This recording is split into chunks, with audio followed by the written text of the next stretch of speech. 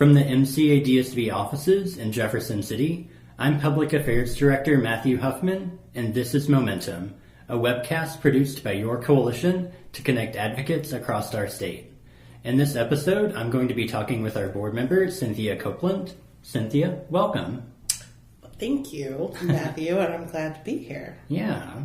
So I'm really excited to chat with you today because you have such a wealth of knowledge and experience to share with us, and it's also not very often that we get to sit down and really talk with board members and introduce board members to the larger membership and all the advocates at our program. So thanks for being here today. Thank you so much for having me. I am really looking forward to sharing the information I have, and hopefully it will be helpful. Yeah, I'm sure it will be. I know it will be. Well, Cynthia, just to kind of get us started, I was hoping you could share a bit about your background, what kind of got you involved in this work, and then what got you connected to MCA DSV to be on the board. Sure. So I really got started in this work when I was still in law school. I went to law school at Washington University, and one of the summers I interned at the Circuit Attorney's Office in St. Louis City, working primarily with one of the domestic violence attorneys. And I really just kind of fell in love with the work. And so when I graduated from law school in 2007, I went to work at the Circuit Attorney's Office, and I was for 8 years in the unit that handled domestic violence and sexual violence cases. Tried a lot of cases, primarily domestic violence cases, but I handled the entire range from murder to domestic assault in the third degree. Tried over 50 cases, and then eventually I had my own unit that I was in charge of, and I still worked on sexual violence cases and domestic violence cases then as well. So for almost 10 years, I was at the Circuit Attorney's Office doing that work. And then I found this opportunity at Washington University, and obviously I had a strong connection with the university, and it was an opportunity to continue doing similar work, just in a different context. And so I was very excited about that, and I've been there since 2017, so it'll be 2 years next week, actually. Oh, wow. Happy early anniversary. Thank you. And so shortly, actually, after I started at WashU, I was reached out to by the president of the board, Molly Jones, who had gotten my name from a mutual friend, and recommended that I would be potentially a good person for the board. And I actually was familiar with the coalition from my previous work, and some community partnerships that we had worked with. So I was really excited about that opportunity as well. And so I have been on the board now since early 2018. So it's been about a year, and it's been just a wonderful experience, and I'm really excited to help with the work that you all are doing here. Yeah, well, excellent. And I really appreciate you kind of talking about that, just because I think it's so important to really consider. You were in law school, then you went to the Circuit Attorney's Office, which is another of our member programs, and then back to Washington University in the Title IX office. Mm-hmm. And so you just have such a really great wealth of expertise and experience to bring into the work. Well, thank you. I really appreciate you saying that. And it's been a great opportunity for me. I love the work that I do, and I've loved it at both of the places I've worked. So it's been really wonderful. Yeah, well, excellent. We're lucky to have you on our board now, too. Thank you.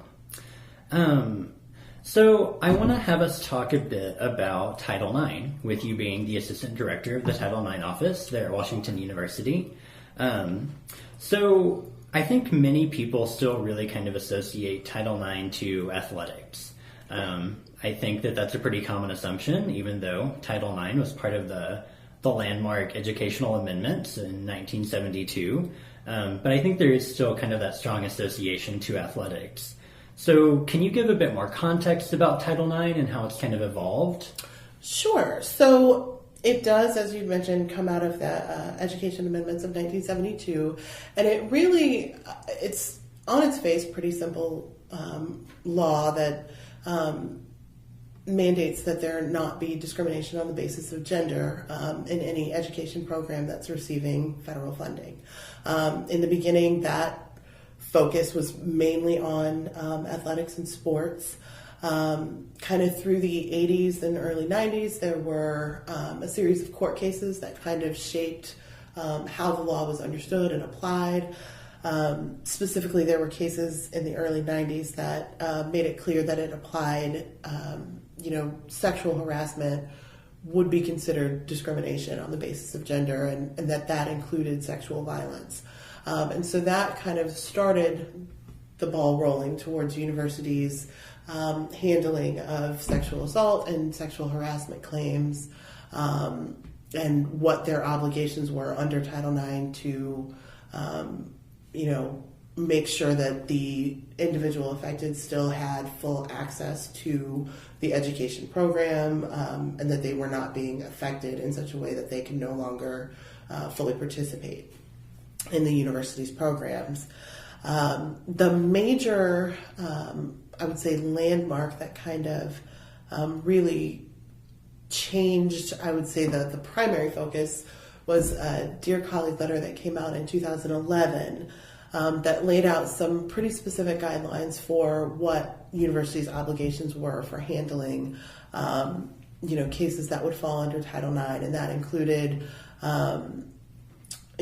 what supportive measures they had to offer, what the process had to look like. It gave guidelines on timelines and many other things. And so it also started a lot of universities towards having a specific person that was the focal point that would handle cases that would fall under Title IX, and really develop that policy and what the procedures would look like. So going forward from there have been some additional changes. Obviously, with the new administration, there have been changes already as far as rescinding that Dear Colleague letter and kind of putting out guidance. But now there are regulations that we're expecting to come out sometime soon. We don't really know when, but we're waiting for those to see, kind of what requirements and what that's going to look like. But that's been kind of the evolution since the beginning, the highlights of it anyway. Yeah. Yeah, thanks for hitting the highlights on there. And I think that you bring up a really good point, too, of whenever we think about the evolution of it, there are multiple layers there. So with the Education Amendments Act, that was a law passed through Congress, but then it took many court challenges to really further and better define the extent and scope of Title IX and how campuses can really use it to not only respond to sexual violence and gender discrimination when it's happening on campus, but really work towards preventing it. Right. And prevention and education is another focus that came out of that Dear Colleague letter, that universities are really focusing on improving their programs towards prevention and education. And it's something that I think is constantly evolving and getting better. Just to put this out there, certainly community partners off campus is something that I think universities can really use, and use that as a resource to further those prevention programs. So that's another reason that I really love the work that this board or this coalition is doing, because the focus on community and campus working together, I think, is really important. Yeah, well, we 100% agree, and more to come on that in a little bit. Absolutely. I want to jump back, though, because whenever you had mentioned the Dear Colleague letter, I think that something else that we have talked a lot about over the last couple of years, as we saw a change in administration, both on the federal and state level, is what kind of impact that can have on campuses. And so recognizing that whenever we look at policy work, we have the legislative branch of policy, and then we also have more of the systems level type of policy. And so campuses have guidance from both federal and state levels to follow, but it really does help campuses to be able to evaluate their Title IX efforts and really think about how can we make these more robust and continue to to do the best that they can for their campus, being the experts of their campus and providing those safe environments for students. So I know that we have more guidance coming down from the federal level soon. I'm imagining that it's still taking them quite a bit of time to read through the over 100,000 public comments submitted. But, we really do talk about it as, even though regulations will change from one administration to the next, we know that it's still an ongoing process of evaluating how we really institutionalize policy on kind of that systems level on our campuses. Yeah, and I think that, there's certainly always, concern when there's change and, there's uncertainty. But one thing that, I think is comforting is that the people that are doing this work and, that care about the work, they, obviously we're going to follow the regulations and we're going to comply with whatever they are, but you have people that are doing this work that are focused on fairness and that are focused on making the process the best that it can possibly be. So, what the regulations are, we will work with them, and we will do so with an eye towards those founding principles that, we want to have a fair process that works for, the campuses that we work on. And so it is, one of those things that it can be, kind of unsettling when you're like, I don't know, from administration to administration or from, sometimes even from year to year. You don't know what things are going to change. But as long as you keep those principles in mind, I think there's always a way forward. So that's kind of what we're focused on. Yeah, absolutely. So I kind of want us to talk a bit about how Title IX intersects with some other federal legislation. Mm-hmm. So in 2013, whenever the Violence Against Women Act was reauthorized, it really worked on strengthening that connection between Title IX and Clery and VAWA. Mm-hmm. So can you talk a bit about how all of those really intersect with one another? Sure. So it added some things that kind of amended Clery to add some things that the universities had to keep statistics on as far as campus safety and reporting and things like that, including dating and domestic violence and stalking. And it, the definitions that we use for those things come from Clery. And so that I think is consistent across universities, which can be helpful in determining exactly what it is that we're talking about, having those clear definitions. It also, obviously, so we keep those things in Title IX as well as sexual assault and sexual harassment. So it's good because it gives consistent policy for all of those things because they all fall under the Title IX office and kind of the policies that we use to oversee those cases.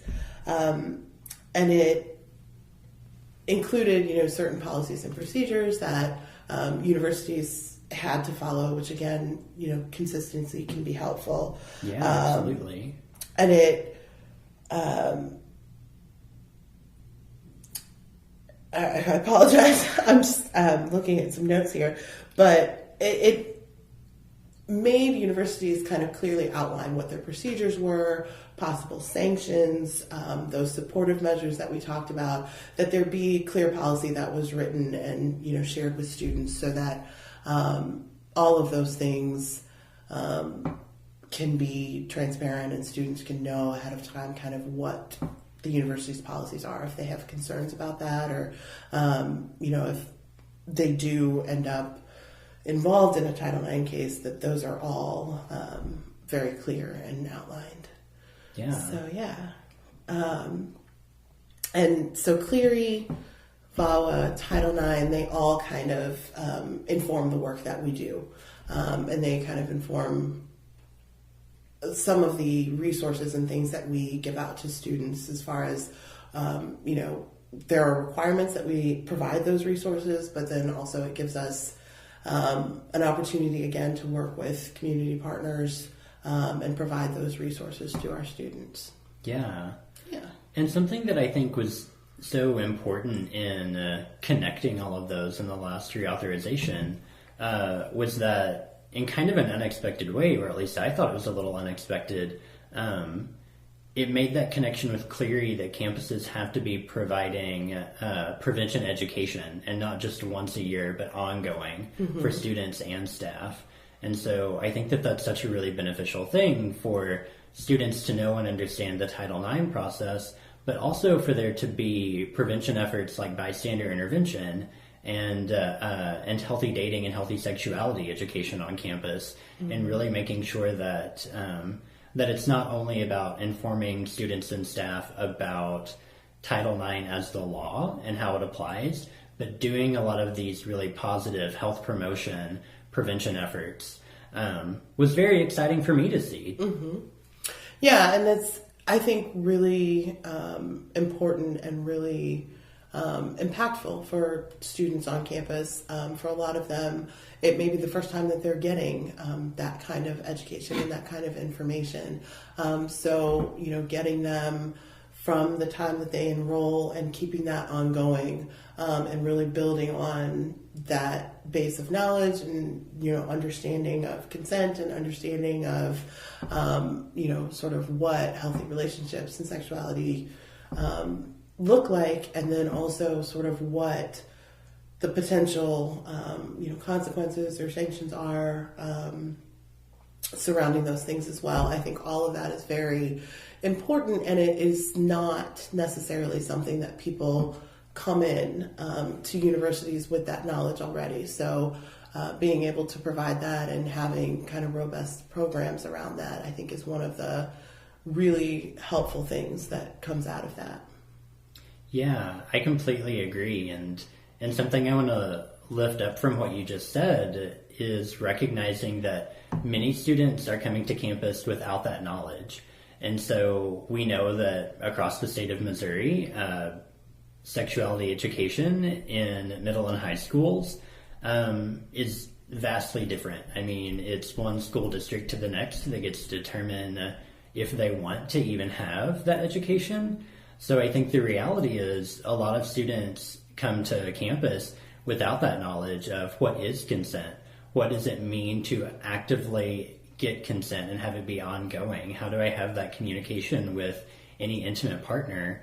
And those are really necessary skills to have, but I think unfortunately a lot of students aren't getting that education before coming to campus. So yeah, it's really important to engage them early on and have that consistent and continued engagement.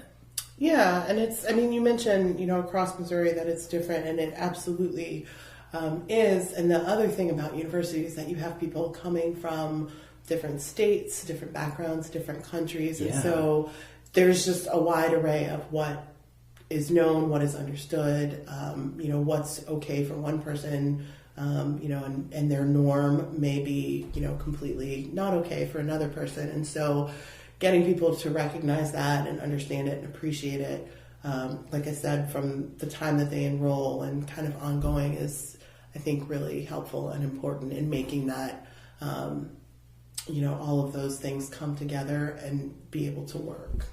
Yeah, absolutely. Yeah. So you had also talked about how with the reauthorization, it helped to really provide consistency, particularly around definitions.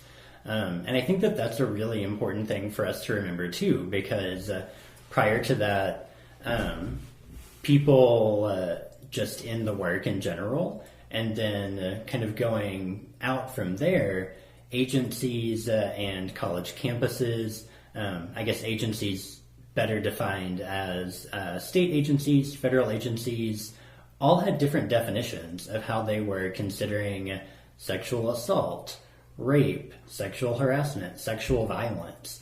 And so just having that consistency, I think, is really important. And I think it's also particularly important whenever we consider why it's so important for survivors to know that they have options after they've experienced any kind of trauma. And so knowing the differences between the resources on campus and off campus, like you mentioned, but also really understanding the differences between a Title IX investigation and then actively participating in the criminal justice process. Could you speak a bit about the differences between there? Sure.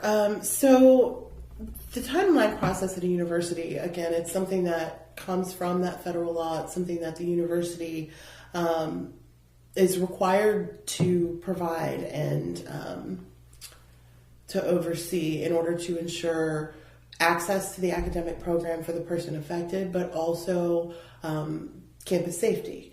And so the policies and procedures that are surrounding that are completely separate from the criminal justice process. And so whether or not a person chooses to go through a criminal process, they still have access to that university process. And, you know, if they choose to also pursue the criminal process, that is absolutely fine, and they can go on at the same time. The university can, connect them to those resources as well. But our process itself is completely separate.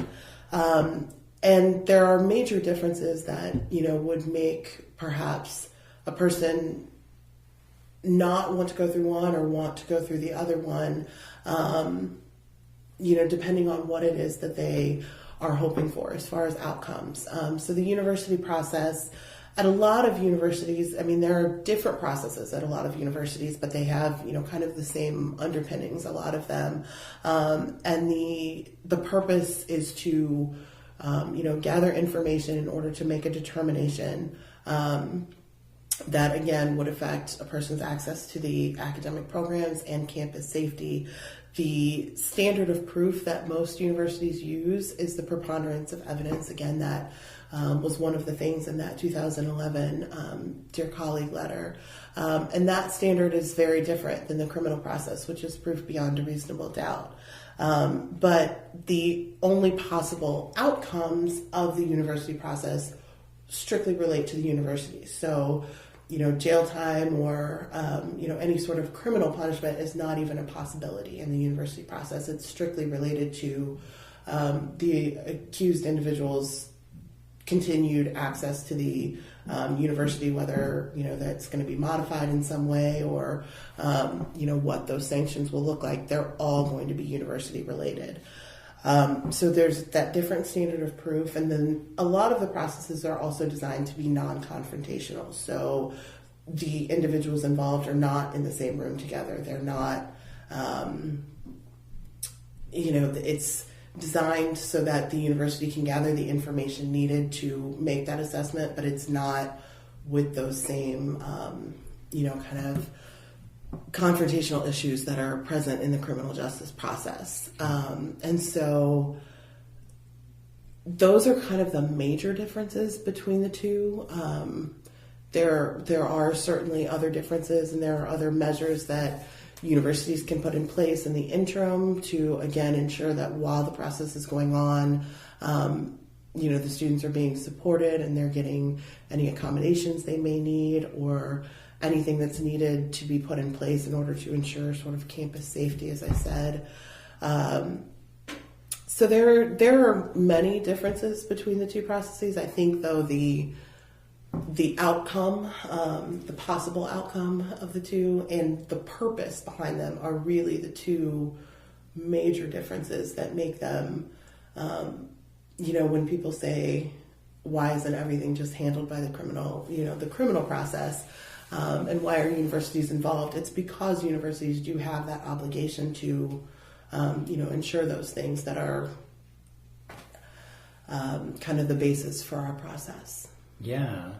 And thank you so much for explaining that, because I think it can get really difficult to understand just the nuances of both. Just like you had mentioned, I think it's important to think about the outcome and the intent of both. And from the very beginning and by design, Title IX wasn't intended to mirror the criminal justice system. And the criminal justice system is not necessarily meant to have the same outcome as a campus process in the way that campuses really work on implementing Title IX.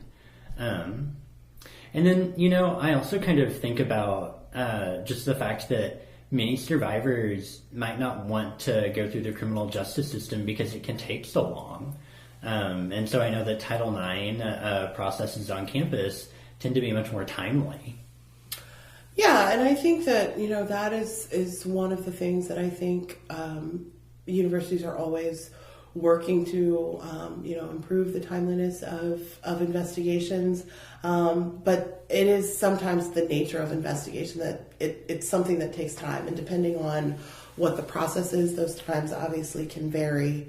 But again, having worked in the criminal justice system, cases more than a year was not unusual in that work, and sometimes 2 years and sometimes more. So, certainly I think university processes are designed to be much shorter than that. But improving on the timeliness of investigations and things is something that is constantly being worked on. And I think it's something that people that are in this work are definitely mindful of. Yeah, I agree. Well, and it kind of goes back to how I had introduced the question almost of recognizing that it's really important for survivors to have options. Mm-hmm. And depending on where they are in their academic career, it just might not be something that they want to have to go through with the criminal justice process. And so looking at the benefits of both and looking at the barriers to both is really important to understand, especially whenever being a college student, you're time limited in how long you'll be on campus usually, right? Mm-hmm. And so, really thinking about, is it the right time for me to do one or the other, and just providing those options.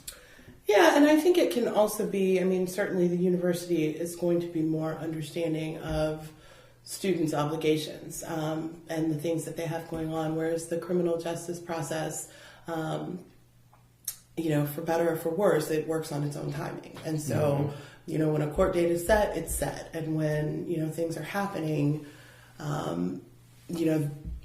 being able to take that time and show up and be present for those can be difficult. And certainly they are not able to work around the schedules of the people involved or, accommodate them in those ways. And so it can be much more difficult than dealing with a university process where certainly, like I said, we're mindful of time and we're going to be making sure that things are being run in a timely fashion, but also understanding that we're dealing with students that have student obligations as well. Yeah. So I kind of want to expand on that a little bit too, with recognizing that students have a ton of obligations. They're juggling a lot. So can we talk a little bit about the really specific effects of dating violence, sexual violence, stalking on student success, and how students are dealing with really unique dynamics around that on campus? Sure. And I think those are the things that Title IX is really designed to get to the root of.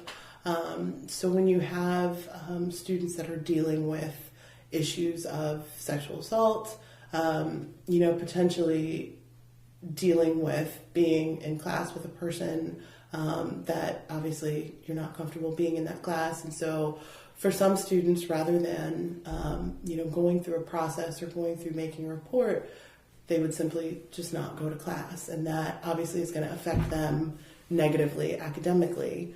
And then, students that are potentially dealing with an abusive partner, the isolation that can come from that and the control of, not being able to, for instance, work on group projects or go to study groups in the evening or, a whole host of things that, sort of that power and control that goes into or plays such a big part in those types of relationships can affect a person's ability to fully access the academic program and get the most out of their education, and sometimes even complete their education at all.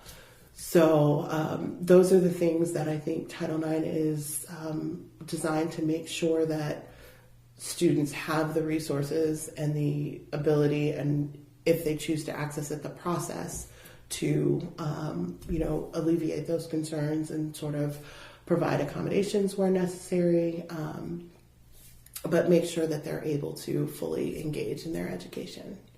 Yeah. And so kind of expanding on that a bit now too, just thinking about the resources that students might need to access both on and off campus.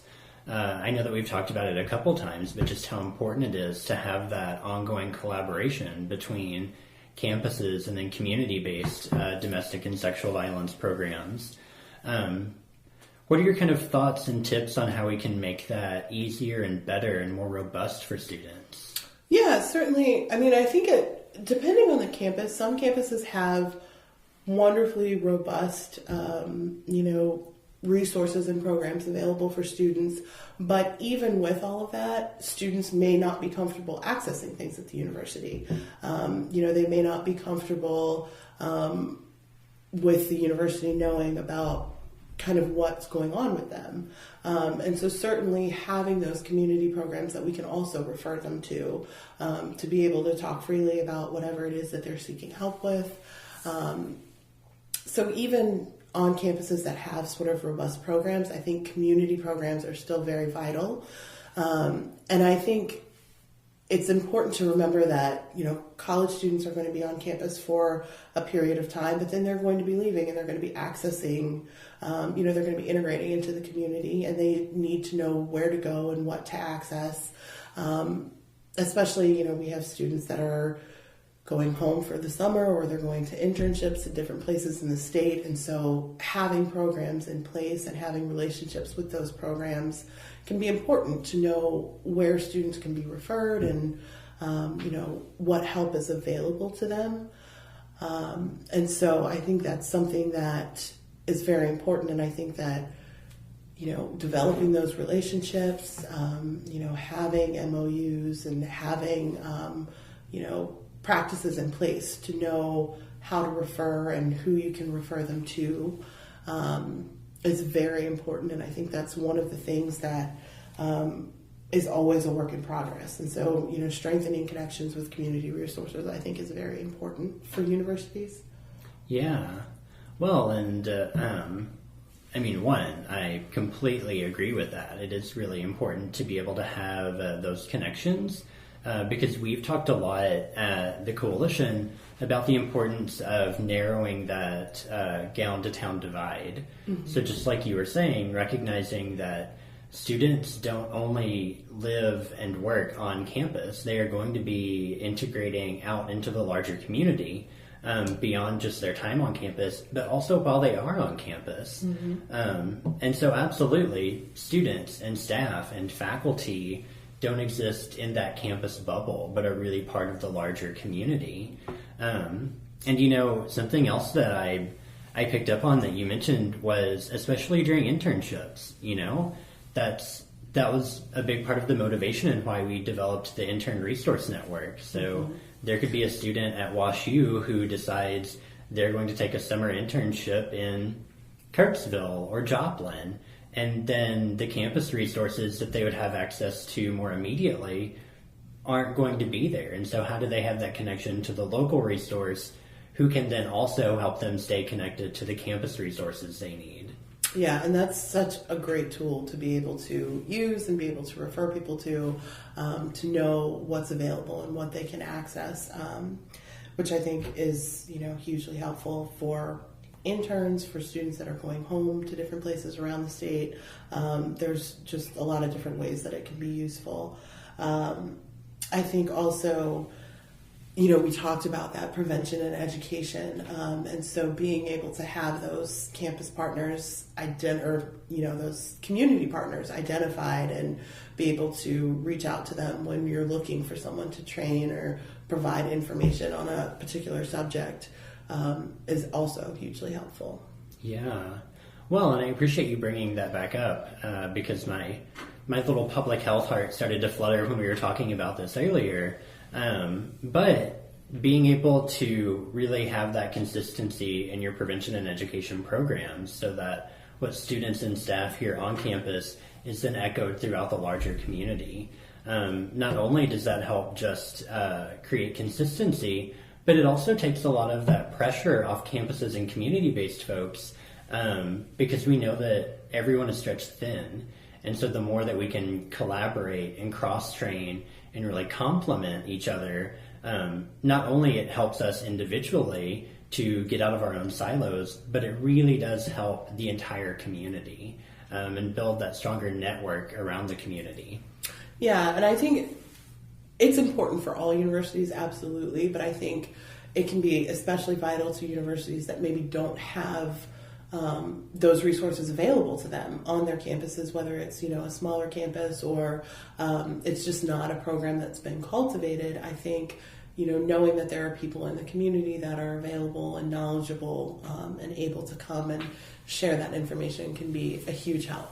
Mm-hmm. And having people in the work that are, passionate about it and, care about providing those resources and information is always going to be helpful. Yeah, absolutely. And the other important reason to have those strong collaborations is because whenever community-based programs are working with campuses, we're essentially helping to build the bench of people who are really invested and involved in working with survivors and helping them recover from any trauma, but also working on preventing it from happening in the first place. And so regardless of, your major or your discipline or the sector that you go into, having that strong connection and knowledge is really what helps to create social change that we're all working toward.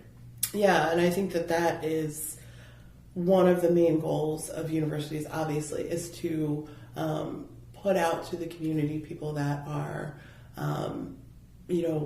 educated and well-rounded in all ways and can help to, elevate their communities. And so the more information and education that we can provide on this subject and every other subject is always helpful. But this one, I think in particular, is something that is very important and very, kind of under talked about